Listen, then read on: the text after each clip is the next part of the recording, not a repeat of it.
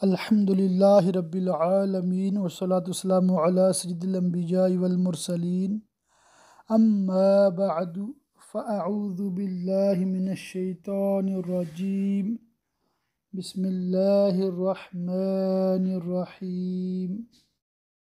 سبق number 92 part 3 تفسیر خزائن العلم۔ سورہ نجم مکیہ ہے، اس میں 62 آیتیں اور 3 رکوع ہیں۔ اللہ کے نام سے شروع جو نہایت مہربان رحم والا۔ سورۃ النجم مکیہ، اس میں 3 رکوع، 62 آیتیں، 360 کلمے، 1405 حرف ہیں۔ یہ وہ پہلی سورت ہے جس کا رسول کریم صلی اللہ تعالیٰ علیہ وسلم نے اعلان فرمایا اور حرم شریف میں مشرکین کے روبرو پڑی۔ اس پیارے چمکتے تارے محمد کی قسم جب یہ معراج سے اترے۔ نجم کی تفسیر میں مفسرین کے بہت سے قول ہیں۔ بعض نے ثریہ مراد لیا ہے، اگرچہ ثریہ کئی تارے ہیں لیکن نجم کا اطلاق ان پر عرب کی عادت ہے۔ بعض نے نجم سے جنس نجوم مراد لی ہے۔ بعض نے وہ نباتات جو ساق نہیں رکھتے زمین پر پھیلتے ہیں۔ بعض نے نجم سے قرآن مراد لیا ہے، لیکن سب سے لذیذ تفسیر وہ ہے جو حضرت مترجم قدس سرہ نے اختیار فرمائی کہ نجم سے مراد ہے ذات گرامی ہادی برحق سید انبیاء محمد مصطفیٰ صلی اللہ تعالیٰ علیہ وآلہ وسلم کی۔ تمہارے صاحب نہ بہکے نہ بے راہ چلے۔ صاحبکم سے مراد سید عالم صلی اللہ تعالیٰ علیہ وآلہ وسلم ہیں۔ معنی یہ ہیں کہ حضور انور علیہ السلام نے کبھی طریق حق و ہدایت سے عدول نہ کیا، ہمیشہ اپنے رب کی توحید و عبادت میں رہے۔ آپ کے دامن عصمت پر کبھی کسی امر مکروہ کی گرد نہ آئی اور بے راہ نہ چلنے سے یہ مراد ہے کہ حضور ہمیشہ رشد و ہدایت کی اعلیٰ منزل پر متمکن رہے۔ اعتقاد فاسد کا شائبہ بھی کبھی آپ کے حاشیۂ بساط تک نہ پہنچ سکا، اور وہ کوئی بات اپنی خواہش سے نہیں کرتے، وہ تو نہیں مگر وحی جو انہیں کی جاتی ہے۔ یہ جملہ اولیٰ کی دلیل ہے کہ حضور کا بہکنا اور بے راہ چلنا ممکن و متصور ہی نہیں، کیونکہ آپ اپنی خواہش سے کوئی بات فرماتے ہی نہیں، جو فرماتے ہیں وحی الہی ہوتی ہے، اور اس میں حضور کے خلق عظیم اور آپ کی اعلیٰ منزلت کا بیان ہے۔ نفس کا سب سے اعلیٰ مرتبہ یہ ہے کہ وہ اپنی خواہش ترک کر دے، اور اس میں یہ بھی اشارہ ہے کہ نبی علیہ السلام اللہ تعالیٰ کے ذات و صفات و افعال میں فنا کے اس اعلیٰ مقام پر پہنچے کہ اپنا کچھ باقی نہ رہا۔ تجلی ربانی کا یہ استعلاء تام ہوا کہ جو کچھ فرماتے ہیں وہ وحی الہی ہوتی ہے۔ انہیں یعنی سید عالم صلی اللہ تعالیٰ علیہ وآلہ وسلم کو سکھایا جو کچھ اللہ تعالیٰ نے ان کی طرف وحی فرمایا، اور اس تعلیم سے مراد قلب مبارک تک پہنچا دینا ہے۔ سخت قوتوں والے طاقتور نے بعض مفسرین اس طرف گئے ہیں کہ سخت قوتوں والے طاقتور سے مراد حضرت جبریل ہیں، اور سکھانے سے مراد با تعلیم الہی سکھانا یعنی وحی الہی کا پہنچانا ہے۔ حضرت حسن بصری رضی اللہ تعالی عنہ نے فرمایا کہ شدید القوا ذو مرہ سے مراد اللہ تعالیٰ ہے۔ اس نے اپنی ذات کو اس وصف کے ساتھ ذکر فرمایا۔ معنی یہ ہے کہ سید عالم صلی اللہ تعالیٰ علیہ وآلہ وسلم کو اللہ تعالیٰ نے بے واسطہ تعلیم فرمائی۔ پھر اس جلوہ نے قصد فرمایا۔ عام مفسرین نے فاستوا کا فاعل بھی حضرت جبریل کو قرار دیا ہے، اور یہ معنی لیے ہیں کہ حضرت جبریل امین اپنی اصلی صورت پر قائم ہوئے، اور اس کا سبب یہ ہے کہ سید عالم صلی اللہ تعالیٰ علیہ وآلہ وسلم نے انہیں ان کی اصلی صورت میں ملاحظہ فرمانے کی خواہش ظاہر فرمائی تھی، تو حضرت جبریل جانب مشرق میں حضور کے سامنے نمودار ہوئے اور ان کے وجود سے مشرق سے مغرب تک بھر گیا۔ یہ بھی کہا گیا ہے کہ حضور سید عالم صلی اللہ تعالیٰ علیہ وسلم کے سوا کسی انسان نے حضرت جبریل کو ان کی اصلی صورت میں نہیں دیکھا۔ امام فخر الدین رازی رحمۃ اللہ تعالی علیہ فرماتے ہیں کہ حضرت جبریل کو دیکھنا تو صحیح ہے اور حدیث سے ثابت ہے، لیکن یہ حدیث میں نہیں ہے کہ اس آیت میں حضرت جبریل کو دیکھنا مراد ہے، بلکہ ظاہر تفسیر میں یہ ہے کہ مراد فاستوا سے سید عالم صلی اللہ تعالیٰ علیہ وسلم کا مکان عالی اور منزلت رفیعہ میں استوا فرمانا ہے۔ تفسیر روح البیان میں ہے کہ سید عالم صلی اللہ تعالیٰ علیہ وآلہ وسلم نے افق اعلیٰ یعنی آسمانوں کے اوپر استوا فرمایا، اور حضرت جبریل سدرۃ المنتہا پر رک گئے، آگے نہ بڑھ سکے۔ انہوں نے کہا کہ اگر میں ذرا بھی آگے بڑھوں تو تجلیات جلال مجھے جلا ڈالیں، اور حضور سید عالم صلی اللہ تعالیٰ علیہ وآلہ وسلم آگے بڑھ گئے اور مستوائے عرش سے بھی گزر گئے، اور حضرت مترجم قدس سرہ کا ترجمہ اس طرف مشیر ہے کہ استوا کی اسناد حضرت رب العزت عز و اعلا کی طرف ہے، اور یہی قول حسن رضی اللہ تعالیٰ عنہ کا ہے، اور وہ آسمان بری کے سب سے بلند کنارہ پر تھا۔ یہاں بھی عام مفسرین اسی طرف گئے ہیں کہ یہ حال جبریل امین کا ہے، لیکن امام رازی علیہ رحمہ فرماتے ہیں کہ ظاہر یہ ہے کہ یہ حال سید عالم محمد مصطفیٰ صلی اللہ تعالیٰ علیہ وسلم کا ہے کہ آپ افق اعلیٰ یعنی فوق سماوات تھے، جس طرح کہنے والا کہتا ہے کہ میں نے چھت پر چاند دیکھا، پہاڑ پر چاند دیکھا۔ اس کے یہ معنی نہیں ہوتے کہ چاند چھت پر یا پہاڑ پر تھا، بلکہ یہ معنی ہوتے ہیں کہ دیکھنے والا چھت یا پہاڑ پر تھا۔ اسی طرح یہاں معنی ہے کہ حضور علیہ السلام فوق سماوات پر پہنچے تو تجلی ربانی آپ کی طرف متوجہ ہوئی، پھر وہ جلوہ نزدیک ہوا۔ اس کے معنی میں بھی مفسرین کے کئی قول ہیں۔ ایک قول یہ ہے کہ حضرت جبریل کا سید عالم صلی اللہ تعالیٰ علیہ وسلم سے قریب ہونا مراد ہے کہ وہ اپنی صورت اصلی دکھا دینے کے بعد حضور سید عالم صلی اللہ تعالیٰ علیہ وآلہ وسلم کے قرب میں حاضر ہوئے۔ دوسرے معنی یہ ہیں کہ سید عالم صلی اللہ تعالیٰ علیہ وآلہ وسلم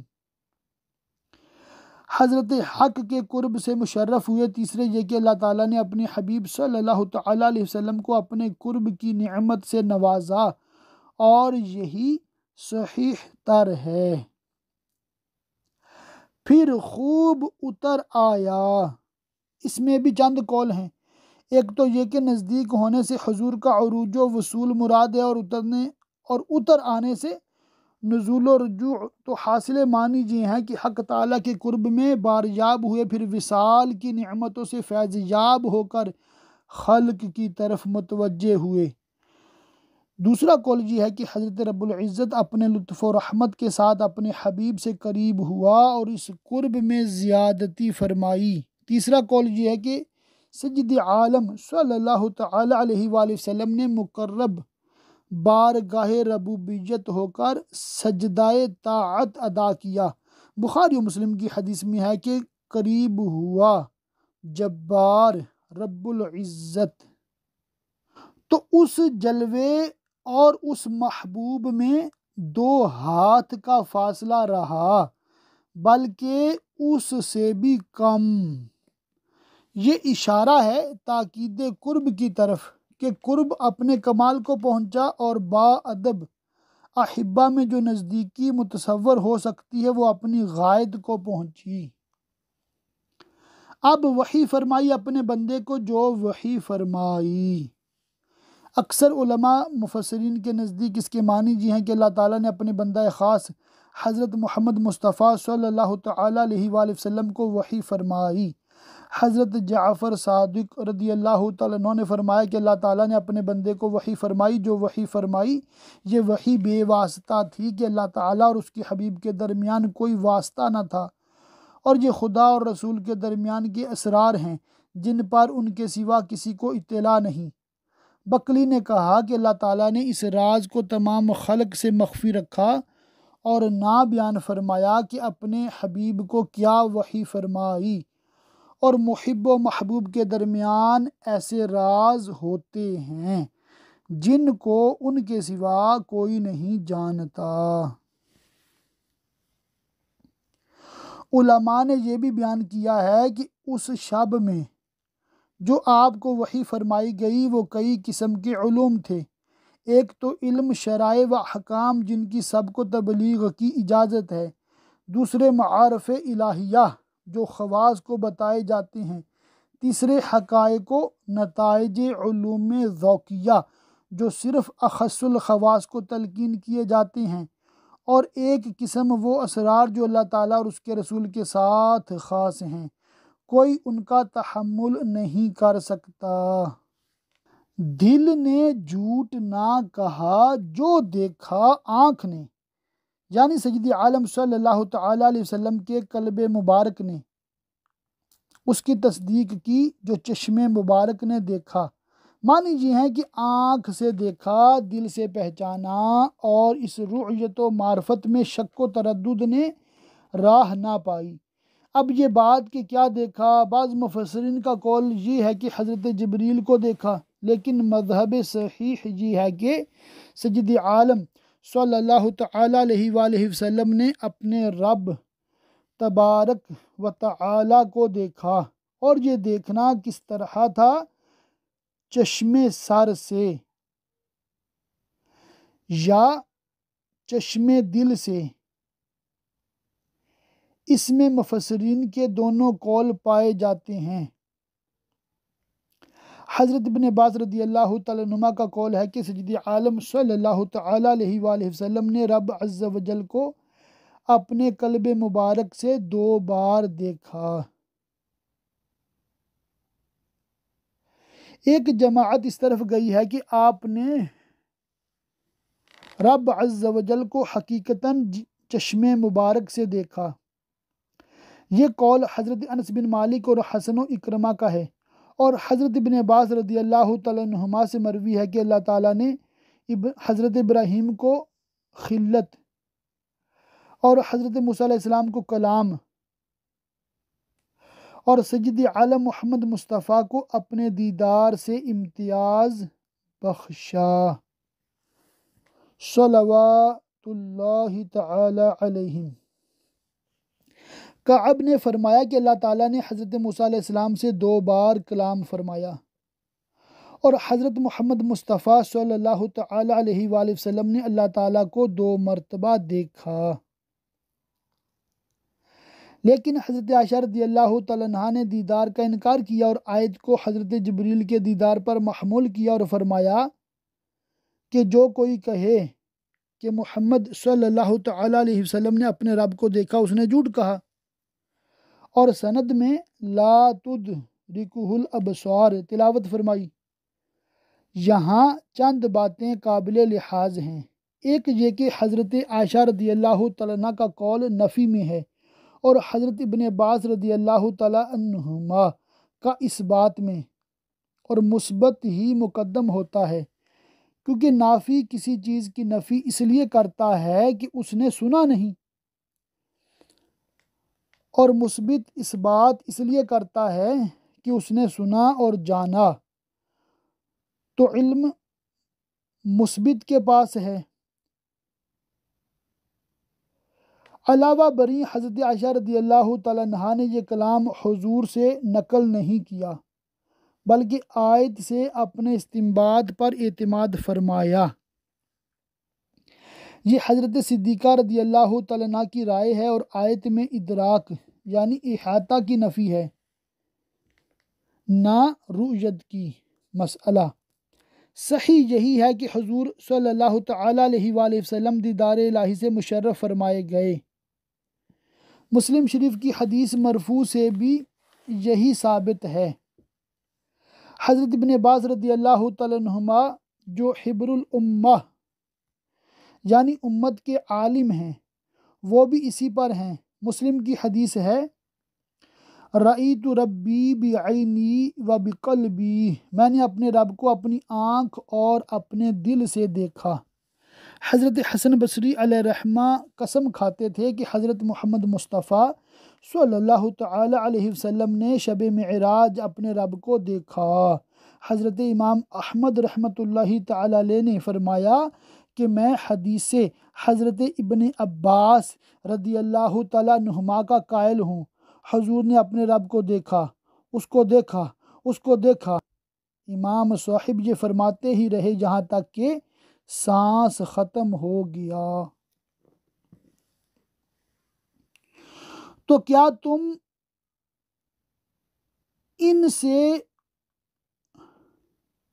ان کے دیکھے ہوئے پر جھگڑتے ہو؟ یہ مشرکین کو خطاب ہے جو شب معراج کے واقعات کا انکار کرتے اور اس میں جھگڑتے تھے۔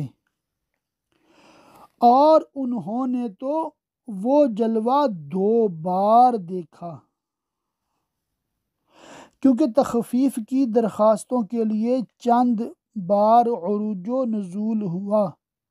حضرت ابن عباس رضی اللہ تعالیٰ عنہما سے مروی ہے کہ سید عالم صلی اللہ تعالی علیہ وآلہ وسلم نے رب عز و جل کو اپنے قلب مبارک سے 2 مرتبہ دیکھا، اور انہی سے یہ بھی مروی ہے کہ حضور نے رب عز و جل کو آنکھ سے دیکھا۔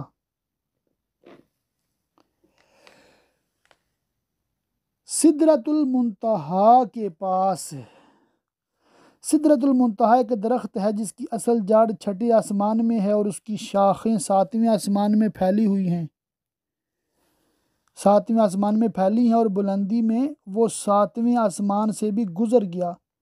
ملائکہ اور ارواح شہداء و اتقیاء اس سے آگے نہیں بڑھ سکتی۔ اس کے پاس جنت المأویٰ ہے۔ جب سدرہ پر چھا رہا تھا جو چھا رہا تھا، اس یعنی ملائکہ اور انوار، یعنی ملائکہ اور انوار، آنکھ نہ کسی طرف پھری نہ حد سے بڑھی۔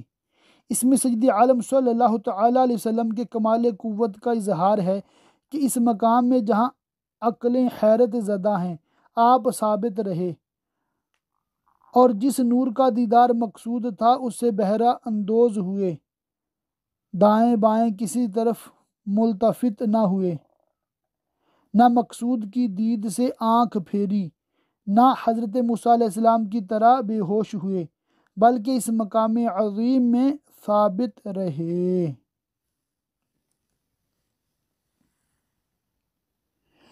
بے شک اپنے رب کی بہت بڑی نشانیاں دیکھیں،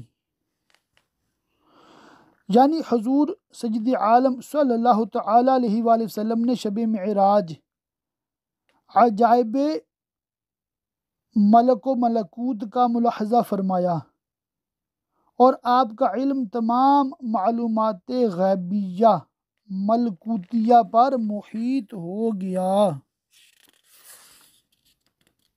جیسا کہ حدیث اختصام میں ملائکہ میں وارد ہوا ہے اور دوسری اور احادیث میں آیا ہے۔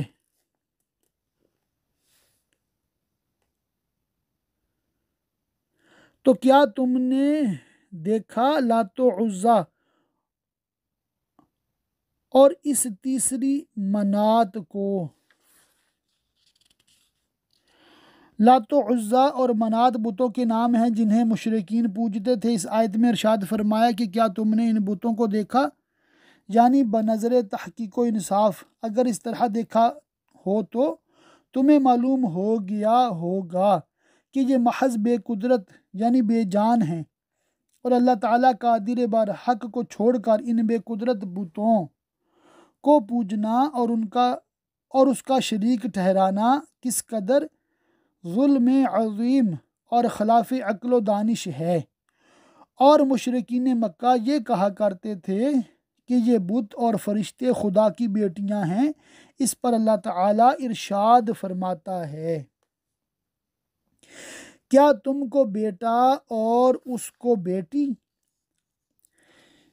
جو تمہارے نزدیک ایسی بری چیز ہے کہ جب تم میں سے کسی کو بیٹی پیدا ہونے کی خبر دی جاتی ہے تو اس کا چہرہ بگڑ جاتا ہے اور رنگ تاریک ہو جاتا ہے اور لوگوں سے چھپتا پھرتا ہے، حتیٰ کہ تم بیٹیوں کو زندہ درگور کر ڈالتے ہو، پھر بھی اللہ تعالیٰ کی بیٹیاں بتاتے ہو۔ جب تو یہ سخت بھونڈی یعنی بری تقسیم ہے کہ جو چیز بری سمجھتے ہو وہ خدا کے لیے تجویز کرتے ہو۔ وہ تو نہیں مگر کچھ نام کہ تم نے اور تمہارے باپ دادا نے رکھ لیے ہیں، یعنی ان بتوں کا نام الہ اور معبود تم نے اور تمہارے باپ دادا نے بالکل بھیجا اور غلط طور پر رکھ لیا ہے، نہ یہ حقیقت میں الہ ہیں نہ معبود۔ اللہ نے ان کی کوئی سند نہیں اتاری، وہ تو نرے گمان اور نفس کی خواہشوں کے پیچھے ہیں۔ یعنی ان کا بتوں کو پوجنا عقل و علم و تعلیم الہی کے خلاف اتباع نفس و ہوا اور وہم پرستی کی بنا پر ہے، حالانکہ بے شک ان کے پاس ان کے رب کی طرف سے ہدایت آئی، یعنی کتاب الہی اور خدا کے رسول جنہوں نے صراحت کے ساتھ بار بار بتایا کہ بت معبود نہیں ہیں اور اللہ تعالیٰ کے سوا کوئی بھی عبادت کا مستحق نہیں۔ کیا آدمی کو مل جائے گا جو کچھ وہ خیال باندھے؟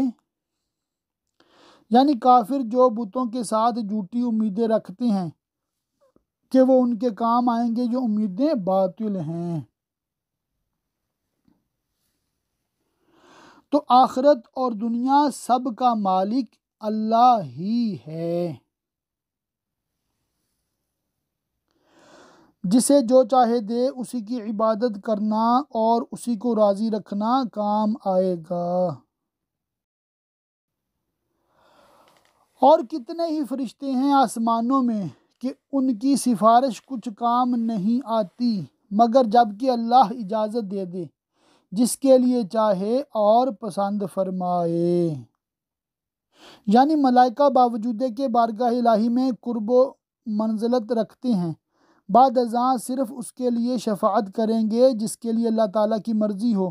یعنی مومن موحد کے لیے تو بتوں سے شفاعت کی امید رکھنا نہایت باطل ہے کہ نہ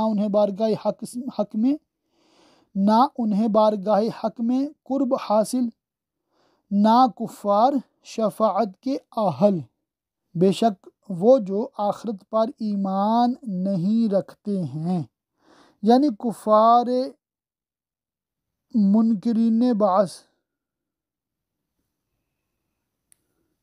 ملائکہ کا نام عورتوں کا سا رکھتے ہیں کہ انہیں خدا کی بیٹیاں بتاتے ہیں اور انہیں اس کی کچھ خبر نہیں، وہ تو نرے گمان کے پیچھے ہیں، اور بے شک گمان یقین کی جگہ کچھ کام نہیں دیتا۔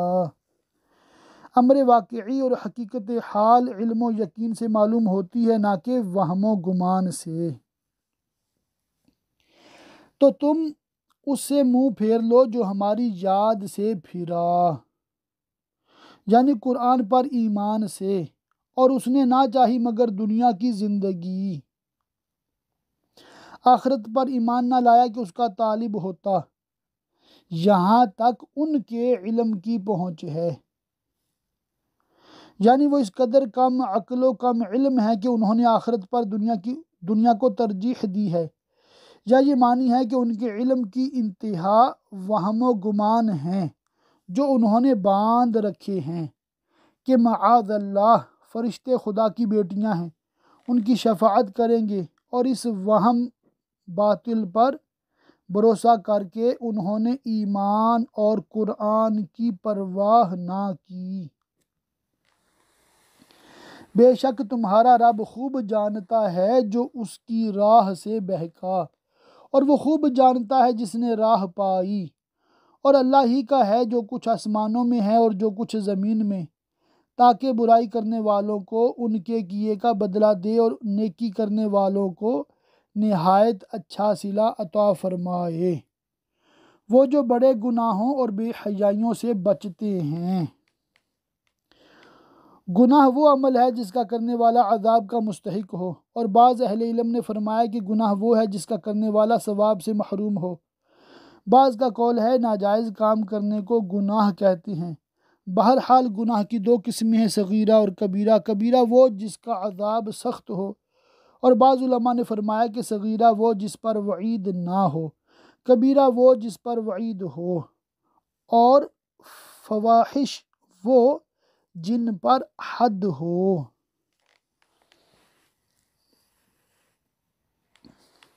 مگر اتنا کہ گناہ کے پاس گئے اور رک گئے کہ اتنا تو کبائر سے بچنے کی برکت سے معاف ہو جاتا ہے۔ بے شک تمہارے رب کی مغفرت وسیع ہے، وہ تمہیں خوب جانتا ہے۔ شان نزول، یہ آیت ان لوگوں کے حق میں نازل ہوئی جو نیکیاں کرتے تھے اور اپنے عملوں کی تعریف کرتے تھے اور کہتے تھے ہماری نمازیں، ہمارے روزے، ہمارے حج۔ تمہیں مٹی سے پیدا کیا اور جب تم اپنی ماؤں کے پیٹ میں حمل تھے تو آپ اپنی جانوں کو ستھرا نہ بتاؤ، یعنی تفاخراً اپنی نیکیوں کی تعریف نہ کرو، کیونکہ اللہ تعالیٰ اپنے بندوں کی حالات کا خود جاننے والا ہے۔ وہ ان کی ابتدائی ہستی سے آخر ایام کے جملہ احوال جانتا ہے۔ مسئلہ اس آیت میں ریا اور خود نمائی اور خود سرائی کی ممانعت فرمائی گئی، لیکن اگر نعمت الہی کے اعتراف اور اطاعت و عبادت پر مسرت اور اس کے ادائے شکر کے لیے نیکیوں کا ذکر کیا جائے تو جائز ہے۔ وہ خوب جانتا ہے جو پرہیزگار ہیں، اور اسی کا جاننا کافی، وہی جزا دینے والا ہے۔ دوسروں پر اظہار اور نام و نمود سے کیا فائدہ؟ تو کیا تم نے دیکھا جو پھر گیا اسلام سے؟ شان نزول، یہ آیت ولید بن مغیرہ کے حق میں نازل ہوئی جس نے نبی صلی اللہ تعالی علیہ وآلہ وسلم کا دین میں اتباع کیا تھا۔ مشرکوں نے اس کو آر دلائی اور کہا کہ تو نے بزرگوں کا دین چھوڑ دیا اور تو گمراہ ہو گیا۔ اس نے کہا میں نے عذاب الہی کے خوف سے ایسا کیا۔ تو آر دلانے والے کافر نے اسے کہا کہ اگر تو شرک کی طرف لوٹ آئے اور اس قدر مال مجھ کو دے تو تیرا عذاب میں اپنے ذمے لیتا ہوں۔ اور اس پر ولید اسلام سے منحرف و مرتد ہو کر پھر شرک میں مبتلا ہو گیا، اور جس شخص کو مال دینا ٹھہرا تھا اس کو تھوڑا سا دیا اور باقی سے منع کر دیا، اور کچھ تھوڑا سا دیا اور روک رکھا باقی۔ شان نزول، یہ بھی کہا گیا ہے کہ یہ آیت عاص بن وائل سہمی کے حق میں نازل ہوئی۔ وہ اکثر امور میں نبی کریم صلی اللہ علیہ وسلم کی تائید و موافقت کیا کرتا تھا۔ اور یہ بھی کہا گیا ہے کہ یہ آیت ابو جہل کے حق میں نازل ہوئی کہ اس نے کہا تھا اللہ تعالیٰ کی قسم محمد صلی اللہ تعالیٰ علیہ وآلہ وسلم ہمیں بہترین اخلاق کا حکم فرماتے ہیں۔ اس تقدیر پر معنی یہ ہیں کہ تھوڑا سا اقرار کیا اور حق لازم میں سے قدر قلیل ادا کیا اور باقی سے باز رہا، یعنی ایمان نہ لایا۔ کیا اس کے پاس غیب کا علم ہے تو وہ دیکھ رہا ہے کہ دوسرا شخص اس کا بار گناہ اٹھا لے گا اور اس کے عذاب کو اپنے ذمہ لے گا؟ کیا اسے اس کی خبر نہ آئی جو صحیفوں میں ہے موسیٰ کے؟ یعنی اسفار توریت میں، اور ابراہیم کے جو حکام پورے بجا لایا۔ یہ حضرت ابراہیم علیہ السلام کی صفت ہے کہ انہیں جو کچھ حکم دیا گیا تھا وہ انہوں نے پورے طور پر ادا کیا۔ اس میں بیٹے کا ذبح بھی ہے اور اپنا آگ میں ڈالا جانا بھی، اور اس کے علاوہ اور مامورات یعنی احکامات بھی۔ اس کے بعد اللہ تعالیٰ اس مضمون کا ذکر فرماتا ہے جو حضرت موسیٰ علیہ السلام کی کتاب اور حضرت ابراہیم علیہ السلام کے صحیفوں میں مذکور فرمایا گیا تھا کہ کوئی بوجھ اٹھانے والی جان دوسری کا بوجھ نہیں اٹھاتی، اور کوئی دوسرے کے گناہ پر نہیں پکڑا جاتا۔ اس میں اس شخص کے قول کا ابطال ہے جو ولید بن مغیرہ کی عذاب کا ذمہ دار بنا تھا اور اس کے گناہ اپنے ذمہ لینے کو کہتا تھا۔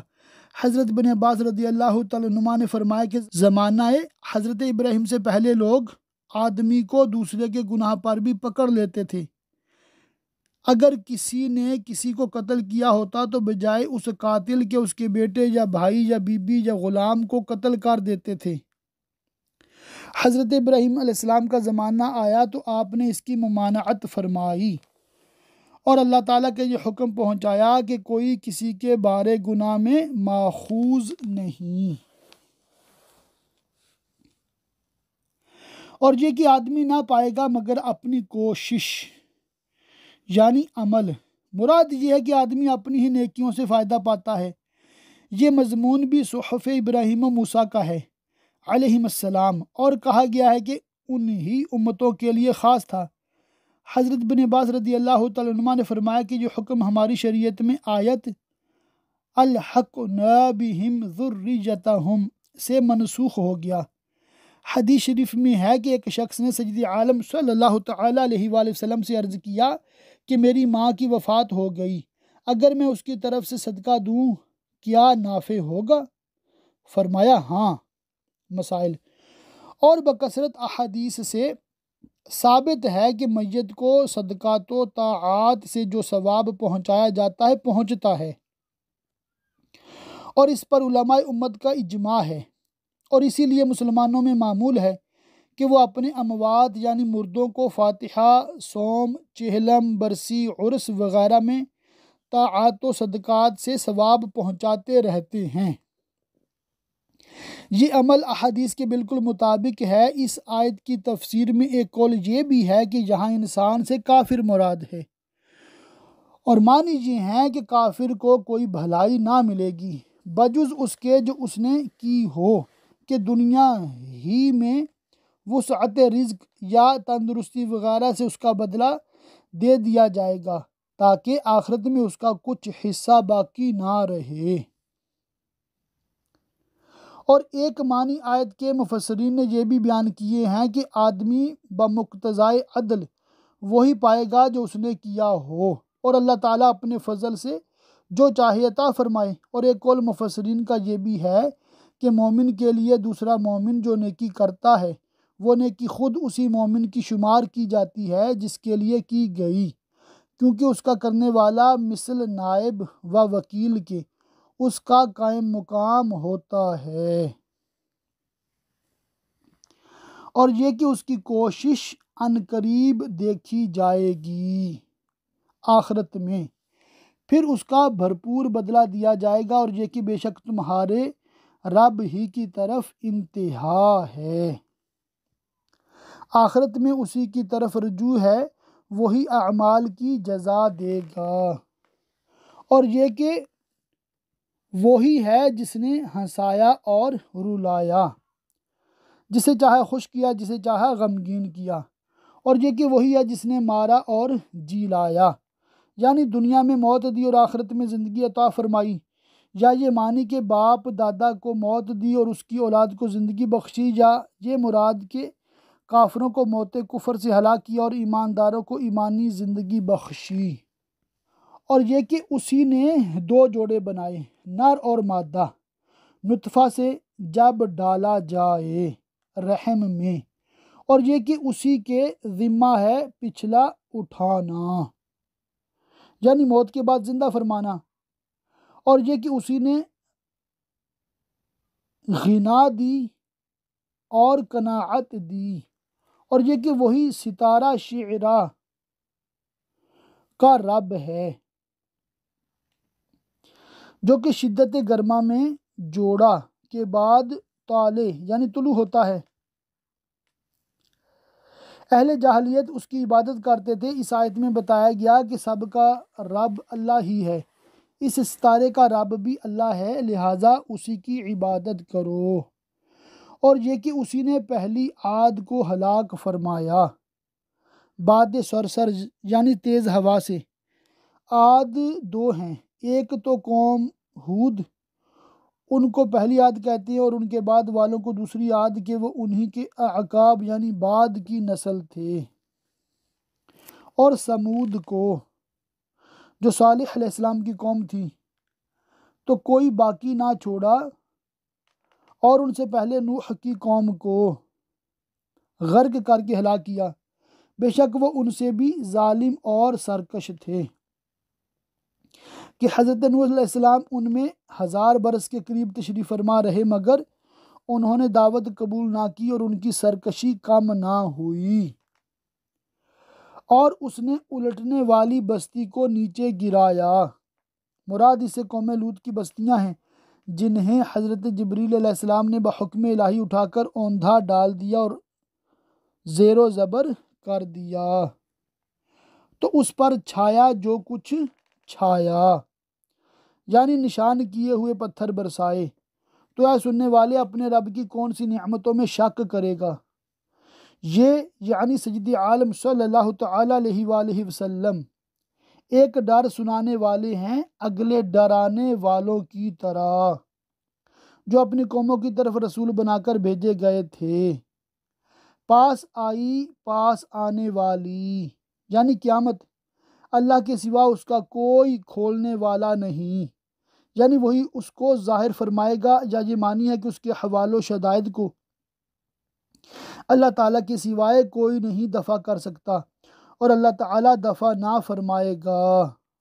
تو کیا اس بات سے تم تعجب کرتے ہو، یعنی قرآن مجید سے منکر ہوتے ہو اور ہنستے ہو اور روتے نہیں، اس کے وعدہ وعید سن کر، اور تم کھیل میں پڑے ہو، تو اللہ کے لیے سجدہ اور اس کی بندگی کرو کہ اس کے سوائے کوئی عبادت کا مستحق نہیں۔